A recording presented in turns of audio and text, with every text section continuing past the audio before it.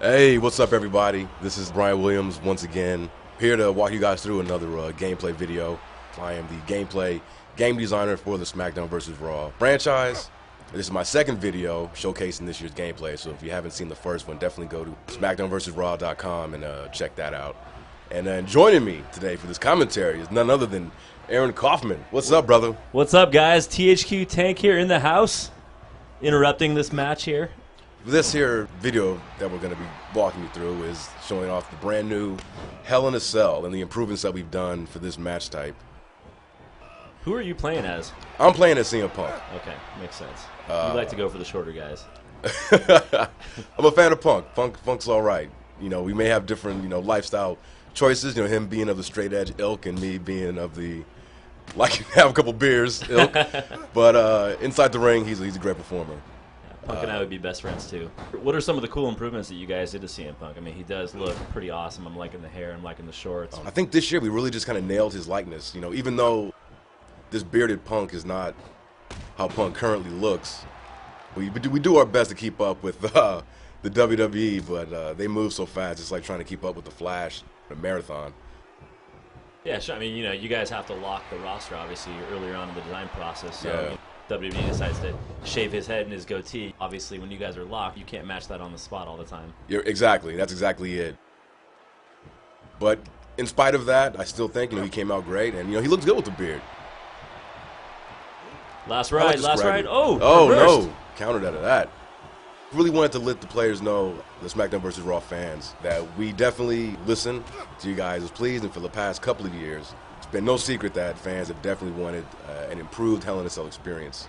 And rightfully so, because for the past couple of games, our Hell in a Cell has just not matched what fans see watching WWE programming. Looks a little bigger, Brian. I mean, it is, tell us all yeah. about that. We expanded the size of the cell. It's a lot bigger this year. So you guys also improved the animation and the controls so that you can now flow from one move to the next, and there's not a lot of stoppage in between.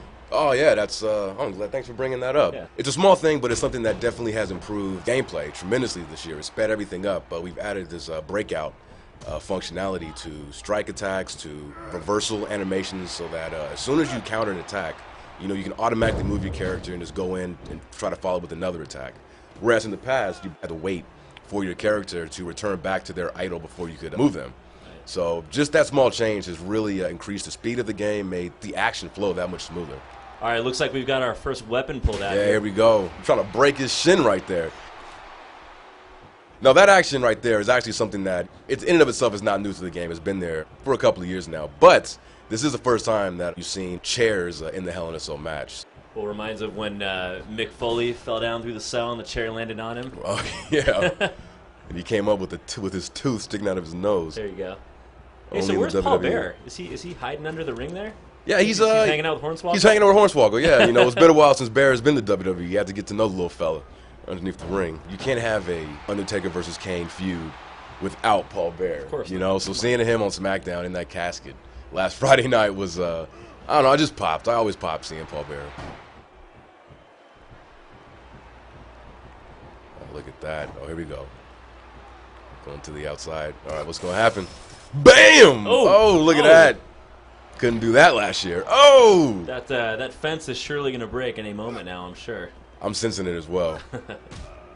So we're outside the ring here now. Describe a little about what you talked about earlier. Yeah, so as you can see, just from this angle especially, the space in this area between the apron and the fence is much larger than it's ever been. Oh, here we go. This is new right here. This is one of our new features in the Hell in a Cell match. We removed the door. Last year's game and the games before that, we had a door that you could exit the cell, enter the cell. We removed that this year. We wanted to really put over the fact that these competitors are stuck in this cage together. And the only way to actually get out is to use one of those panel-breaking moves. So it looks like CM Punk thinks he stands a chance by going to the top of the cell. I don't know what you're thinking.